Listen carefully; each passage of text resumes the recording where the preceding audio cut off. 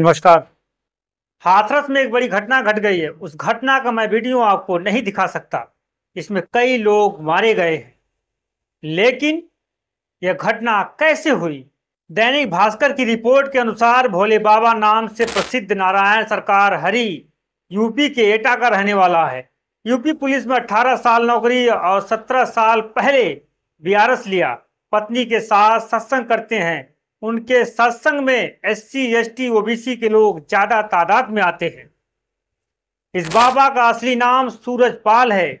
इसको भोले बाबा कहकर पुकारा जाता है भक्तों द्वारा। यह घटना हाथरस के पुलरही गांव में सत्संग के दौरान हुआ। इसके बाद बताया जा रहा है कि भक्त बाबा से आशीर्वाद लेने के लिए लाइन में खड़े थे। सत्संग खत्म हो चुका था। उसके बाद भगदड़ होने के कारण इतने लोगों की जान चली गई। अमर उजाला की रिपोर्ट के अनुसार 124 लोगों की मौत हो चुकी है। तमाम न्यूज चैनल पर तमाम तरह के आंकड़े दिए जा रहे हैं। हर आंकड़े अलग अलग हैं, लेकिन सरकारी आंकड़े में 116 लोगों की मौत हुई है। सवाल उठता है कि इतनी बड़ी चूक कैसे हो गई? क्या प्रशासन को यह नहीं बताया गया था कि यहाँ पर इतने लोग आएंगे, इतनी सारी संख्या में भीड़ होगी इकट्ठा? जब कभी भीड़ इकट्ठी हो जाए, सरकार के अधिकारी और प्रशासन के लोग समय समय पर तैयारी करते हैं कि क्राउड कैसे मैनेज किया जाए, क्राउड मैनेजमेंट कैसे किया जाए। इमरजेंसी हो तो क्या क्या जरूरतें पड़ती हैं जिनकी पूरी की जाए जरूरतों को। ये आज जो आप बात कह रहे हो, स्वास्थ्य सेवाएं पूरी तरीके से उत्तर प्रदेश की खराब हो चुकी हैं। ये पहली घटना नहीं है। समाजवादी पार्टी लगातार इस बात को उठाती रही है कि उत्तर प्रदेश की स्वास्थ्य सेवाएं बिल्कुल खत्म कर दी हैं। जो लोग ये दावा करते थे कि नए नए मेडिकल कॉलेज बनाए हैं, जो मेडिकल कॉलेज चल रहे थे और जो समाजवादी सरकार में शुरू भी हुए थे, उनको भी अगर किसी ने बर्बाद किया तो वो भारतीय जनता पार्टी की सरकार। हालांकि विषय नहीं है, लेकिन मुझे याद है सहारनपुर का मेडिकल कॉलेज जो उस समय की पिछली सरकार ने काम शुरू किया था, उसको पूरा करने का काम अगर किसी ने किया था, शुरू करने का काम किसी ने किया था, तो नेताजी और समाजवादी पार्टी ने। लेकिन आज पता करो सहारनपुर के मेडिकल कॉलेज का हाल क्या है, या उत्तर प्रदेश के अन्य मेडिकल कॉलेजों का क्या हाल है। एक भी जिला अस्पताल इस सरकार ने नहीं ऐसा बनाया है जिसमें गरीब का इलाज हो सके। और ऐसे समय पर जब इमरजेंसी हो, उस समय तो किसी को इलाज मिलता ही नहीं है, और इलाज ना मिलने की वजह से भी बहुत सारे लोगों की जान चली। जब स्वास्थ्य विभाग के मंत्री अपना पॉलिटिकल स्वास्थ्य कैसे बेहतर उसमें लगे रहेंगे, तो विभाग को कौन देखेगा? वो अपना पॉलिटिकल स्वास्थ्य बेहतर करना चाहते हैं। वो पता नहीं कौन सी पॉलिटिकल विटामिन चाहते हैं, उसी के बाद वो स्वास्थ्य विभाग ठीक होगा। इतने बड़े सत्संग के लिए कितनी बड़ी व्यवस्था की गई थी। व्यवस्था तो पूर्ण होनी चाहिए थी ना, जिसमें लोगों को दिक्कतों का सामना कम करना पड़े। क्या प्रशासन इन भारी संख्या में आने वाले श्रद्धालुओं के लिए कितनी व्यवस्था की गई थी? कितने लोग आए थे? तो व्यवस्था कैसी होनी चाहिए? उधर 124 लोगों की मौत हो जाती है, जिसमें मरने वालों की संख्या सबसे ज्यादा महिलाओं की है। इन मौतों का जिम्मेदार कौन? पत्रकार मिथिलेश धर लिखते हैं, हाथरस की इन तस्वीरों पर पता नहीं क्यों लोगों को दुख हो रहा है। लोग बेवजह इसके लिए सिस्टम को कोस रहे हैं। सवाल कर रहे हैं कि ऐसा कैसे हो सकता है कि विश्व गुरु, दुनिया की तीसरी सबसे बड़ी अर्थव्यवस्था वाले देश में इलाज तो छोड़िए, मृतकों के लिए एम्बुलेंस तक नसीब नहीं हुआ। तो क्या हुआ? इसके लिए इतना विलाप करने की जरूरत नहीं है, क्योंकि इसके लिए बस हम जिम्मेदार हैं। क्यों? क्योंकि स्वास्थ्य, शिक्षा जैसी बुनियादी जरूरतों के लिए हमारे लिए धर्म, जाति, मंदिर, मस्जिद के बाद आती है। हमने सरकारों को इन सब काम के लिए नहीं चुना है। कुछ दिनों बाद ये सब भुला दिए जाएंगे। हम फिर मंदिर मस्जिद करने लगेंगे। कपड़ा, रंग ढंग देखकर इंसान की पहचान करने लगेंगे। फिर किसी बड़ी घटना के बाद नींद जागेंगे, सुविधाओं की दुहाई देने लगेंगे। यह क्रम ऐसे ही चलता रहेगा तब तक जब तक हम अपनी प्राथमिकताओं पर विचार नहीं करते। सही तो ही लिखा है मिथिलेश धर जी ने। अभी तक 2 लोगों पर एफआईआर हुई है, जिसमें एक नाम दर्ज है और दूसरा अज्ञात। वही उप जिलाधिकारी का बयान भी आ गया, जरा उनका बयान भी सुना जाए। इस आयोजन को करने वाले उन 72 लोगों पर भी कानूनी कार्यवाही होनी चाहिए। यह रहा उन लोगों की लिस्ट। हमारे देश की टीवी मीडिया जब हाथरस में इतनी बड़ी घटना हो जाती है, कई लोग मरने की खबर आती है, तब टीवी पर क्या दिखाया जा रहा था? जब तक मीडिया टीवी पर इस खबर को दिखाती, तब तक सोशल मीडिया पर खबरों का अंबार लग चुका था। मजबूरी में टीवी मीडिया को यह खबर दिखानी पड़ी, नहीं तो वह दिन रात साहब को ही दिखाते रहते टीवी पर। उप जिलाधिकारी का बयान सुनिए। सत्संग के पंडाल में लगभग 2 लाख से अधिक की भीड़ उपस्थित थी। श्री नारायण सरकार हरि भोले बाबा लगभग दोपहर 12:30 बजे सत्संग पंडाल में पहुंचे तथा 1 घंटा कार्यक्रम चला। इसके उपरांत लगभग 1:40 पर नारायण सरकार हरि भोले बाबा पंडाल से निकलकर राष्ट्रीय राजमार्ग 91 पर एटा की ओर जाने लगे, तो जिस पर रास्ते पर भोले बाबा निकल रहे थे, उस रास्ते की ओर सत्संगी महिला पुरुष बच्चे आदि उनके दर्शन चरण स्पर्श आशीर्वाद स्वरूप उनके चरण रज के लिए माथे पर लगाने के लिए तथा जीटी रोड के किनारे एवं बीच में बने डिवाइडर पर काफी अधिक संख्या में दर्शन के लिए पहले से लोग खड़े थे, जो डिवाइडर से कूदकर बाबा के दर्शन हेतु वो वाहन की ओर दौड़ने लगे, तो बाबा के साथ उनके निजी सुरक्षाकर्मी ब्लैक कमांडो एवं सेवादारों द्वारा बाबा के पास भीड़ न पहुंचे स्थिति में भीड़ के साथ स्वयं ही धक्का मुक्की करना शुरू कर दिया, जिससे कुछ लोग नीचे गिर गए। तब भी भीड़ नहीं मानी और अफरा तफरी का माहौल उत्पन्न हो गया, जिसके कारण भीड़ राहत की सांस लेने के लिए कार्यक्रम स्थल के सामने खुले खेत की तरफ सड़क के जरिए और भागने लगी।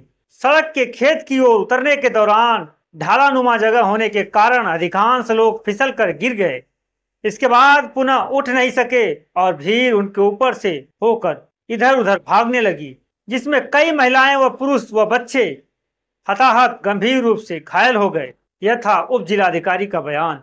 जब सूबे में कोई बड़ी घटनाएं घट जाती हैं तो बड़े बड़े अधिकारी और सरकार तब जाकर भागम भाग करने लगती है। क्या इस घटना को रोका नहीं जा सकता था? रोका जा सकता था और सही रणनीति के साथ काम किया गया होता तो इतनी बड़ी घटना नहीं होती। 50,000 से अधिक लोगों की भीड़ आ रही है और सिर्फ 40 पुलिसकर्मी तैनात किए गए हैं। भीड़ को संभालने के लिए, सुरक्षा व्यवस्था को संभालने के लिए जिले में कोई एक बड़ा नेता आता है तो इतनी भीड़ भी नहीं आती है, लेकिन चप्पे चप्पे पर पुलिस और जवान तैनात रहते हैं, हजारों हजारों पुलिस लगाए जाते हैं, तब भी पर इतनी भीड़ नहीं आती है उन नेताओं की रैलियों में। इस सत्संग में तो जिलाधिकारी के बयान को देखे तो 2 लाख से आसपास श्रद्धालु आए थे और सिर्फ 40 पुलिसकर्मी ही लगाए गए थे। इतनी कम पुलिसकर्मी क्यों लगाए गए थे? यह प्रशासन से सवाल है। सुनिए स्थानीय लोगों का क्या कहना है। क्या हुआ था? वो जो है का वहाँ पे सत के साथ में गए थे, समापन हुआ, निकल के आ रहे थे तो 4-5 मोटरसाइकिलें आ गई बीच में, उनकी रेल लगी तो जो सत्संगी लोग हैं वो गिर गए। लेडीज जो थी जैसे जैसे गिरते गए वैसे वैसे खत्म होते गए। सुना आपने स्थानीय लोगों ने क्या कहा? अस्पताल में जगह नहीं है जो सभी घायलों का इलाज हो सके। वीडियो देखिए। 2 घंटा हो गए तो जिंदा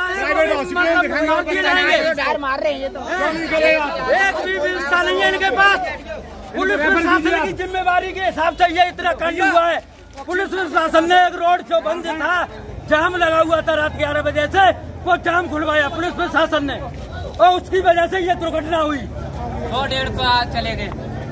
जब कितने लोगों की मौत हुई? 100-150 आदमी चले गए, यहाँ से 200 के लमसम चले गए। सुना आपने लोगों को यह क्या कह रहे हैं? इतनी सारी मौतों का जिम्मेदार कौन? क्या सिर्फ मृतकों के परिजनों को मुआवजे का आश्वासन देकर इस घटना को ठंडे बस्ते में डाल दिया जाएगा?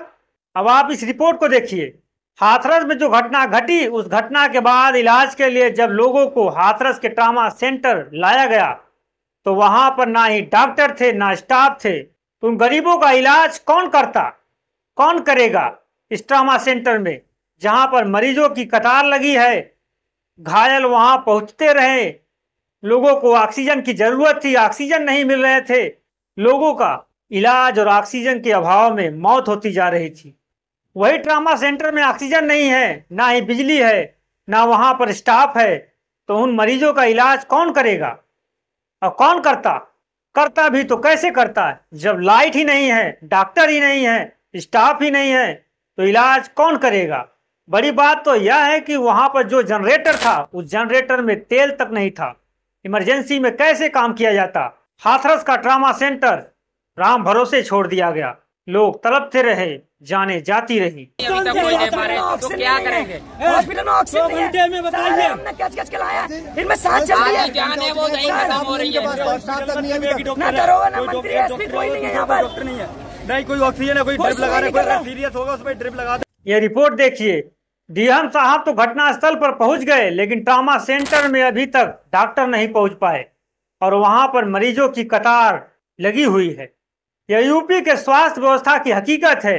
भले ही डिप्टी सीएम ब्रजेश पाठक बिना बताए हॉस्पिटल का दौरा करते हैं, लेकिन क्या यही स्वास्थ्य व्यवस्था है यूपी की, जहां पर लोग इलाज न मिलने के कारण दम तोड़ दे रहे हैं? अगर ट्रामा सेंटर के डॉक्टर स्टाफ सही समय तक वहां मौजूद होते, ऑक्सीजन होती, बिजली होती, तो क्या कुछ लोगों की जान नहीं बचाई जा सकती थी? इन मौतों का जिम्मेदार यह लोग भी हैं। पत्रकार फिल्म मेकर विनोद कापड़ी लिखते हैं, जागो हिंदुओं जागो। आज एक साथ 100 से ज्यादा शिव भक्त कुछ ही पल में मारे गए।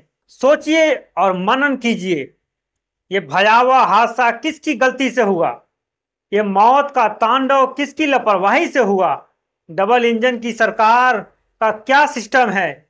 50,000 की भीड़ कैसे जमा हुई? किसकी इजाजत ली थी? इजाजत ली थी तो इंतजाम क्या किए गए? फिर एक बार लिख रहा हूं, आप सबको लगातार नफरत के नाम पर हिंदू खतरे में है के नाम पर मूर्ख बनाया जा रहा है। अब भी वक्त है, जागो, आंखें खोलो और पहचानो उन लोगों को जिन्हें आपका वोट तो चाहिए, लेकिन आपकी सुरक्षा का कोई गारंटी नहीं दे सकते, क्योंकि वो जानते हैं कि आप सबको नफरत के नाम पर बहकाया जा सकता है। वो जानते हैं कि बुलडोजर चलाकर वो आपको खुश कर देंगे और अपनों की मौत पर आप चुप रहेंगे। वो जानते हैं कि मीडिया उनसे सवाल नहीं पूछेगा। वो जानते हैं कि मीडिया आपके हक के लिए खड़ा नहीं होगा। हिंदुओं को असली खतरा ऐसे ही लोगों से है। जागना है तो जागिए, अन्यथा ऐसी भयावह तस्वीरों के लिए तैयार रहिए। यूपी सरकार की तरफ से हाथरस में मरने वाले लोगों को 2-2 लाख और घायलों को 50,000 का मुआवजा दिया जाएगा। घटना के बाद जांच होगी। जांच कब तक चलेगी पता नहीं, दोषियों को कब कार्रवाई होगी पता नहीं, जांच चलता रहेगा। क्या गरीब व्यक्ति की जान कीमत सिर्फ 2 लाख है? उन परिवारों पर क्या बीत रहा होगा जो अब इस दुनिया में नहीं है? किसी के घर का भाई, किसी की बहन, किसी की माँ अब अपने से बिछड़ गए, अब वे इस दुनिया में नहीं है। गरीब के घर 10 दिनों के बाद कोई झांकने तक नहीं जाएगा कि वो अपना जीवन यापन कैसे कर रहा है, किन परिस्थितियों में जी रहा है और किन समस्याओं का सामना कर रहा है। सरकार और अधिकारी जांच करते रहेंगे, जांच चलता रहेगा, आश्वासन पे आश्वासन मिलता रहेगा, दोषियों पर कार्रवाई होगी, कब होगी पता नहीं। जांच करने के लिए टीमें गठित कर दी गई है। जांच चलेगी, रिपोर्ट सरकार के पास जाएगी और सरकार क्या एक्शन लेगी वह तो आने वाला वक्त बताएगा। लेकिन आपको सतर्क रहना है इन ढोंगी बाबाओं से। चलते हैं, नमस्कार।